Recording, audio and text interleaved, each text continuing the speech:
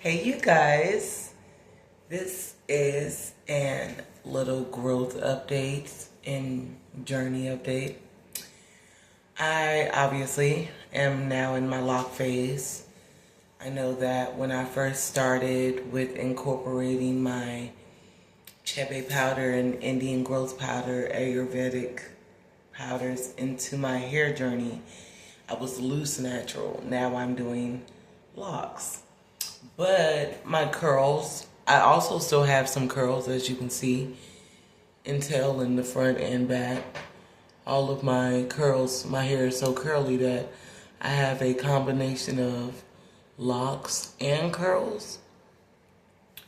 So how I've been keeping it healthy and fortified and just luscious and moisturized as a 4C kinky coily girly out here is my growth powders. I've been doing mine. I got some Sacha Inchi. That's good for like your scalp health and stuff. And here, I've got my 2 jumbo bags of growth powders blended. So I'm stocked. And no, these powders do not expire. So do not let colonized minds ruin your wallet. I repeat, these powders do not expire. I don't care about nobody coming under my video with their shenanigans because frankly, my healthy behind hair speaks for itself. Don't let the shrinkage fool you. Okay? It's called shrinkage. It's called, you see it spring back up? It's called shrinkage. These powders don't expire. But y'all do what y'all want to do. Me, I'm using mine until there are no more. Because I did not buy them to be throwing them in the trash. Okay? Okay. Anyway, so this is one of the products that I have made with that powder. This is a combination of black seed oil, avocado oil, walnut oil. I'm just going to take this sticker off because I want you guys to be able to see the oil. It's a recycled little cleansing micellar water bottle I had. And I was like, well, instead of throwing it in the trash and it end up in a landmine being harmful to nature, I can always use it to house my goddess elixir that I create for me and my princess's hair. I have a daughter and I do not post my child due to all of the knowledge I am now aware of with pedos being on the internet, preying on women and their children. So I choose as a mother and content creator to not show my child, but I will mention her. And maybe you might once in a while get a picture or a short of the back of her head so you can see how good the growth products are working for us that I'm making and infusing with my powders that I'm cultivating for our hair. But this is one of them. This is my growth elixir that I've made, and if you look closely you can see some rosemary in there along with all of the multiple growth powders, because what I named is not all that is in here. This is really a super growth elixir and I am loving the results that me and my princess has been getting. And once again, these products do not expire. So the older that my oils and powder combinations get, the more potent they are. And so I in turn mix that elixir into my favorite hair greases, like my Kuza Indian hemp that I love. And I've also mixed some powders. I put a tablespoon of the growth powders in there as well as the oil that also has the growth powders. So it's just turned into a potent hair food grease mixture. And I have many jars for my princess, for her stuff that's in her room, for her hair. And her, you know, curl cream gets a tablespoon of growth powders.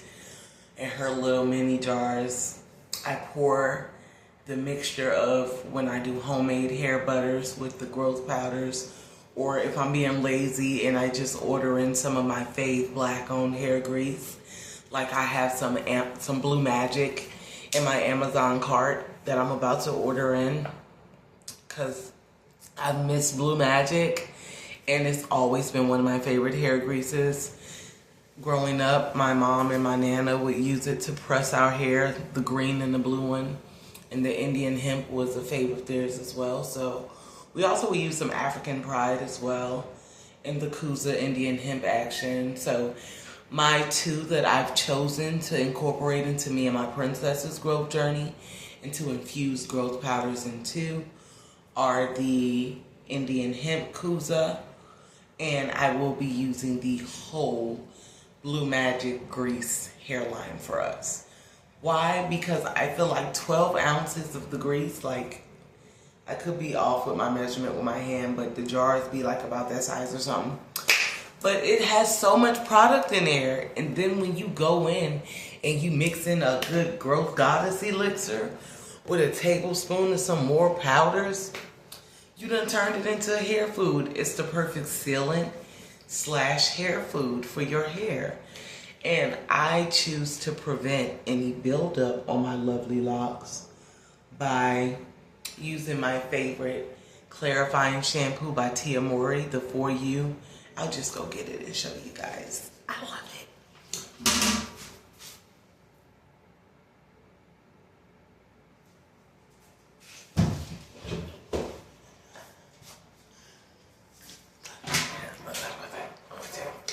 But my favorite clarifying shampoo by Tia Mori, and it's called For You, and it has, you know, apple cider vinegar in there plus Hemis, whatever that is, and it deeply cleanses and removes build up. Your natural hair journey made simpler. Sulfate free, silicone free, 13 FL ounces. What I did was I put a tablespoon of my Aztec Healing Mayan clay in there that I use for brushing my teeth and for face masks. And I put it in there, and of course a lot of it went down to the bottom,